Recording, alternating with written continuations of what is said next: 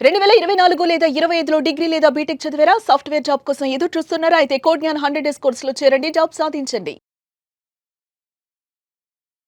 నమస్కారం సార్. నమస్తే అండి నాగరాజు గారు. సార్ దుబాయ్ నుంచి తీసుకొచ్చేటువంటి గోల్డ్ అంటే జనరల్‌గా ధగధగలాడుతూ ఉంటుందని చెప్పేసి అంటూ ఉంటారు. అందులో ఏం అవునండి. కలుపుతారనే దాని మీద కూడా చాలామందికి ఒక క్యూరియాసిటీ అనేది ఉంటుంది. అట్ ద సేమ్ టైమ్ ఒకవేళ దుబాయ్ నుంచి గనక మనం గోల్డ్ తెచ్చుకునేటట్టయితే ఎంతవరకు తెచ్చుకోవాలి? చట్టబద్ధంగా అసలు ఏం చెప్తోంది? అండ్ ఇక్కడ క్వాలిటీకి, అక్కడ క్వాలిటీకి ప్యూరిటీ డిఫరెన్స్ ఏమన్నా ఉంటుందా? ఉంటే ఎలా ఉంటుంది? ఎలా చెక్ చేయాలి? మీరన్నది 100% కరెక్ట్ నాగరాజు గారు. దుబాయ్ యొక్క గోల్డ్ చూసినట్లయితే యెల్లో కలర్ మెటల్ దగ మెరుస్తూ ఉంటుంది. ఇది నిజమా కాదా? ఇది నిజంగా మెరుస్తుందా? లేకపోతే మీరన్నట్టుగా వాళ్ళ గోల్డ్‌లో ఏమైనా కలుపుతారా? అన్నటువంటి ఒక అనుమానాలు సామాన్య ప్రజల్లో చాలా వరకు ఉంటుంది. ముఖ్యంగా గుర్తుపెట్టుకోవాల్సింది ఏంటంటే యెల్లో మెటల్ ఏదైతే గోల్డ్ గురించి మనం మాట్లాడుకుంటున్నామో దీంట్లో క్యారెట్స్ అన్నీ ఉంటాయి. 18 క్యారెట్స్, 20 క్యారెట్స్, 22 క్యారెట్స్, 24 క్యారెట్స్ ఇది అందరికీ తెలిసిన విషయమే. ఆర్నమెంట్ జరగాలి అంటే కంపల్సరీ అక్కడ 22 క్యారెట్స్ ఉండాలి. 22 క్యారెట్స్ అంటే 91.6 ప్యూరిటీ ఉంటుంది. రిమైనింగ్ ఏదైతే 8.4 ఉందో అక్కడ కాపర్ కానీ, జింక్ కానీ, నికెల్ కానీ, అదేవిధంగా సిల్వర్ కానీ యాడ్ చేస్తారు. వితౌట్ యాడ్-ఆన్స్ లేకుండా ఇప్పుడు కూడా ఆర్నమెంట్ అనేది తయారు కాదు. ఇది బేసిక్ నాలెడ్జ్. సో ఇప్పుడు మీరు చెప్పినటువంటి ఏదైతే గోల్డ్ ఉందో ఈ దగదగ మెరిసిపోవడానికి కారణం నిజమేనా అంటే దీనిలో ఉన్నటువంటి టెక్నీషియన్స్, సాంకేతిక నిపుణులు ఏమని చెప్తారంటే దుబాయ్ గోల్డ్కి, ఇండియా గోల్డ్కి ఇప్పుడు ప్రెజెంట్ ఈ కాలంలో చూసినట్లయితే పెద్ద డిఫరెన్స్ అయితే ఉండదు. ఎందుకు డిఫరెన్స్ ఉండదు? సిటీ ఆఫ్ గోల్డ్ అంటారు. యాక్చువల్గా దుబాయ్ని, యూఏని యాక్చువల్గా సిటీ ఆఫ్ గోల్డ్ అంటారు. వరల్డ్ వైడ్లో సిటీ ఆఫ్ గోల్డ్ అని దానికి పేరుంది. దీని మీద చాలా సినిమాలు, చాలా కథలు, గోల్డ్ మీద ఎన్నెన్నో మూవీస్ కూడా, స్మగ్లింగ్ అని అదని ఇదని చాలా సినిమాలు కూడా రావడం జరిగింది. టస్క్ ఫ్రీ అని చెప్పి రీసెంట్గా ఒక వెబ్ సిరీస్ కూడా ఉంది. మీరు బహుశా గమనించే ఉంటారు. ఒక నెట్ఫ్లిక్స్లో ఒక వెబ్ సిరీస్ ఉంది. అది అద్భుతంగా ఈ ఎస్పెషల్లీ గోల్డ్ మీద చేసినటువంటి ఒక వెబ్ సిరీస్. అంటే ఎలా చేస్తారు, ఎలా ఇన్ని రకాల కస్టమ్స్ డ్యూటీలు ఎలా స్కాములు చేసిన విషయం మీద అద్భుతంగా తీశారంటే ఎయిర్పోర్ట్లో ఒక దుబాయ్ నుంచి బంగారం తీసుకొచ్చేటప్పుడు బంగారం మీద యొక్క నాణ్యత, బంగారాన్ని ఏ రకంగా వాళ్ళు స్మగ్లింగ్ చేస్తారనే విషయమే అద్భుతంగా తీసిన మూవీ. నేను ఆ మూవీని చూడండి జస్ట్ ఒక అవగాహన కోసం చెప్తున్నాను, అంతేగాని మూవీ ప్రమోట్ చేయడం ఉద్దేశం కాదు. అయితే ఇక్కడ ఎలా ఉంటుందంటే quality is most important. 24 carats అన్నది యూనివర్సల్ స్టాండర్డ్స్ అండి. మనం ప్యూరిటీ బార్స్లో కానీ లేదా బిస్కెట్స్ రూపంలో చూసేటప్పుడు అద్భుతంగా అది 24 క్యారెట్స్ ఉంటుంది. అంటే ఇక్కడ 99.9 అనేది ప్యూరిటీ ఉంటుంది. ఇక్కడ దుబాయ్ గోల్డ్ అయినా, ఇండియా గోల్డ్ అయినా గుర్తుపెట్టుకోవాల్సింది 1990s తర్వాత బ్యూరో ఆఫ్ ఇండియన్ స్టాండర్డ్స్ ఎప్పుడైతే మనకి BSI హాల్ మార్క్ వచ్చిందో అప్పుడు మాత్రం అంతకు బిఫోర్ ఇండియాలో ఎక్కువగా 18 క్యారెట్స్ గోల్డ్ చేసేవారు. బిఫోర్ 90sలో అంటే 80s, 85 ఆ టైంలో గోల్డ్ అంటే మనకు తెలిసింది 18 క్యారెట్స్ గోల్డే. కాస్త బహుశా ఈ వీడియో చూసినటువంటి మన సోదరులు ఎవరైనా ఉంటే వాళ్ళ పేరెంట్స్ ఎక్కువగా చూస్తే పాతకాలం గోల్డ్ కలర్ వేరేగా ఉంటుంది. అది కంప్లీట్గా తక్కువ ప్యూరిటీగా ఆకుపచ్చ రంగులో కనిపిస్తుంటుంది. అంటే ఎక్కువ కాపర్ మిక్సింగ్లో ఉంటుంది. సో 22 క్యారెట్స్లో ఆర్నమెంట్ చేయడం అన్నది 90s తరువాత మాత్రమే బాగా పెరిగింది. ఎప్పుడైతే స్టాండర్డ్స్ BSI హాల్మార్క్ ఎప్పుడైతే వచ్చిందో 22 క్యారెట్స్లో హాల్మార్క్ చేయడం మొదలుపెట్టారు. సో ఎప్పుడైతే 22 క్యారెట్స్లో హాల్మార్క్ చేస్తున్నారో ఇండియాలో ఉన్నటువంటి గోల్డ్ కానీ, దుబాయ్లో ఉన్న గోల్డ్ కానీ పెద్ద తేడా లేదు. ఇది ఫస్ట్ గుర్తుపెట్టుకోవాలి. ఓకే. దుబాయ్లో కూడా 22 క్యారెట్సే ఉంటుంది. అక్కడ కూడా 91.6 ఉంటుంది. అక్కడ కూడా కాపర్, జింక్ ఉన్నటువంటి వాటితో మాత్రమే తయారు చేస్తారు ఆర్నమెంట్స్. ఇక బార్స్ అనేది ఎక్కడైనా అది యూనివర్సల్గా, అది బ్యాంకాక్ అయినా, లేకపోతే దుబాయ్ అయినా, మారిషస్ అయినా, అమెరికన్ గోల్డ్ అయినా, రష్యన్ గోల్డ్ అయినా, లేదా సౌత్ ఆఫ్రికా గోల్డ్ అని ఎక్కడున్నా సరే ప్యూరిటీ అంటే మనకు 99.9 అది ఖచ్చితంగా 24 క్యారెట్స్లో ఉంటుంది.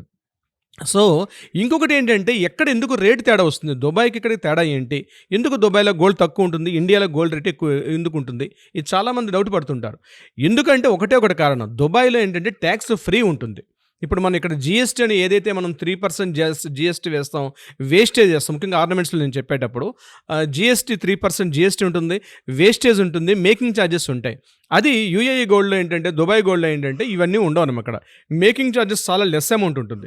ఎందుకంటే మేకింగ్ ఛార్జెస్ అక్కడ దుబాయ్లో తక్కువ ఉంటుంది, ఇండియాలో ఎందుకు ఎక్కువ ఉంటుంది? దుబాయ్లో ఉన్నటువంటి గోల్డ్ 90%, 99% టెక్నీషియన్స్ చెప్పినటువంటి విషయం ఏంటంటే అక్కడ మెషిన్ మీద ఆ గోల్డ్ ఆర్నమెంట్స్ అనేవి మ్యానుఫ్యాక్చరింగ్ చేస్తారు.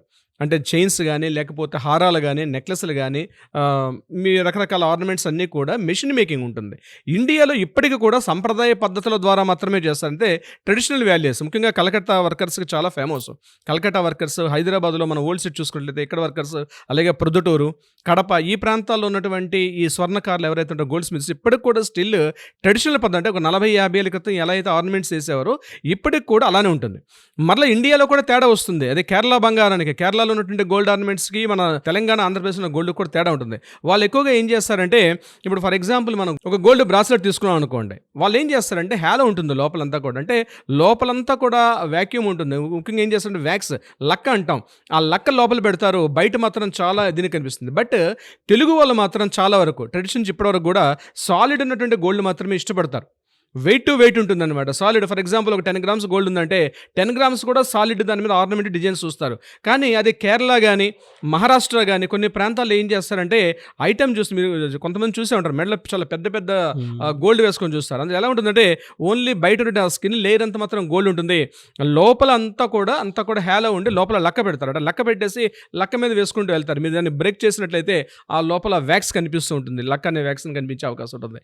సో ఇండియాలో కూడా ఈ డిఫరెన్స్ ఉంటుంది. సో ఇదే అక్కడ మనం దుబాయ్లో చూసినట్లయితే దుబాయ్లో సాలిడ్ ఐటమ్స్ ఎక్కువగా ఉంటాయి. అంటే మన తెలంగాణ, ఆంధ్రప్రదేశ్లో ఉన్నటువంటి ఏదైతే ట్రెడిషనల్గా మనం పాటిస్తున్నామో దీనికి దగ్గరగా ఉంటారు.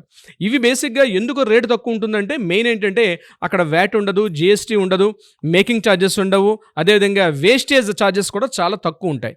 ఇప్పుడు ఈ రోజున్న రేట్లో మనం మాట్లాడుకోగలిగితే 1,55,000 సుమారుగా అటు ఉంది ఈరోజు 22 క్యారెట్స్. అదే ఈ రోజు ఉన్నటువంటి దుబాయ్ రేట్ను మనం మాట్లాడుకుంటే 1,16,000, 1,12,000 ఉంది. అంటే 40-50 వేల రూపాయలు డిఫరెన్స్ కనిపిస్తుంది.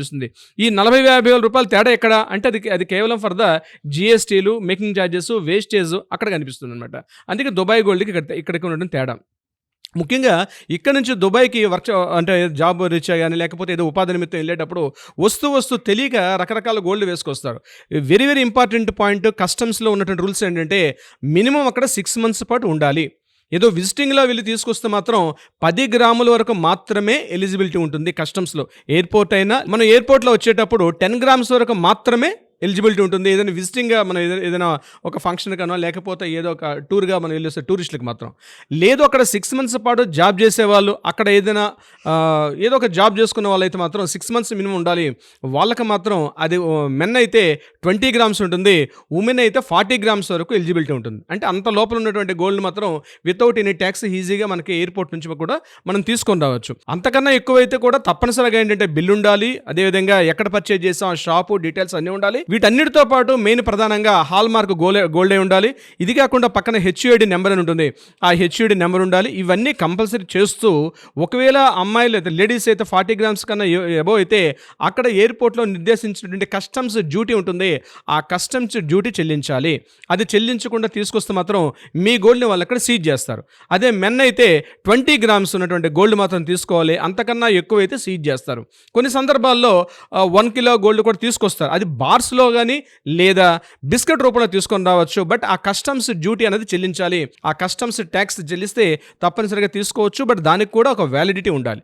ఏదేమైనా ఇండియాలోనైనా దుబాయ్లోనైనా హాల్ మార్క్ అనేది మాత్రం కంపల్సరీ ఉంటుంది. హాల్ మార్క్ సింబల్ ఉంటుంది, అది ఇంటర్నేషనల్ స్టాండర్డ్స్లో హాల్ మార్క్ ఉంటుంది. దాని పక్కన హెచ్ఐడి నెంబర్ ఉంటుంది. అదేవిధంగా బిస్కెట్ అయినా, బార్ అయినా, ఆర్నమెంట్ అయినా దానికి ఒక నెంబర్ ఉంటుంది. అది ఎక్కడ పర్చేజ్ చేశారు, ఏ షాప్లో పర్చేజ్ చేశారని చెప్పి ఒక నెంబర్ ఉంటుంది. మొత్తం 5 కాలమ్స్ కంటిన్యూస్గా ఉంటాయి అనమాట. ఆ 1 2 3 4 5 కాలమ్స్ మీరు చూసుకుని అవి ఉంటేనే మీరు ఇంపోర్ట్ చేసుకునే అవకాశం ఉంటుంది. ఇప్పుడు నేను చెప్పే పరిమితికి మించిగా తీసుకొచ్చినట్లయితే ఎయిర్పోర్ట్లో తప్పనిసరిగా మిమ్మల్ని చెక్ చేస్తారు. మీరు అనుకోవచ్చు బూట్లో పెట్టి లేకపోతే వాచెస్లో పెట్టి ఏమైనా తీసుకొచ్చి అవసరం, కానీ కస్టమ్స్ వాళ్ళ దగ్గర ఉన్నటువంటి వాళ్ళకు ఉన్నటువంటి ఆ టెక్నాలజీ, అద్భుతమైన టెక్నాలజీ, ఏ రకంగా అయినా మిమ్మల్ని అక్కడ హోల్డ్ చేస్తారు, మిమ్మల్ని పూర్తిగా చెక్ చేస్తారు. చెక్ చేసి ఒకవేళ పరిమితికి మించి ఉన్నట్లయితే మీ గోల్డ్ సీజ్ చేసుకునే రైట్ కూడా వాళ్ళకు ఉంటుంది. అంతేకాకుండా ప్రాపర్ ఎక్కడైతే పర్చేజ్ చేశారో ట్యాక్స్ బిల్స్ కూడా మీరు క్యారీ చేయాలి. సో ఒకటి గుర్తుపెట్టుకోవాలి, దుబాయ్ గోల్డ్ దగదగ మెరిసిపోతుందండి, ఇండియాలో గోల్డ్ తక్కువని కాదు. ఈరోజు ఇప్పుడు మనం మాట్లాడుకున్న టైంలో అంటే 90s తర్వాత మాత్రం దుబాయ్ గోల్డే మెరిసిపోదు, భారత గోల్డ్ ఏమైనా నాసిరకంది అన్నటువంటి అభిప్రాయం మనసులో ఉంటే మాత్రం ఇప్పుడు తొలగించుకోండి. ఏమీ తెలియదు, ఇంటర్నేషనల్ ఎక్కడ కొన్నా ఒకటే గోల్డ్. ఎప్పుడైతే మన క్యారెట్స్, క్వాలిటీ, ఈ స్టాండర్డ్స్ ఎప్పుడైతే వచ్చాయో అంతే తప్పించి దగదగ మెరిసిపోతుంది అంటే మెరిసేదిలా బంగారం కాదని నాడు ఊరికినే పుట్టలేదు నాగరాజ్ గారు. వెరీ డీటెయిలింగ్ ఇన్ఫర్మేషన్ అండి, భలే తీసుకొని వస్తారు సార్ అసలు. సరే very happy for you. Thank you అండి. Thank you so much for the information అండి. Thank you so much Nagaraj గారు.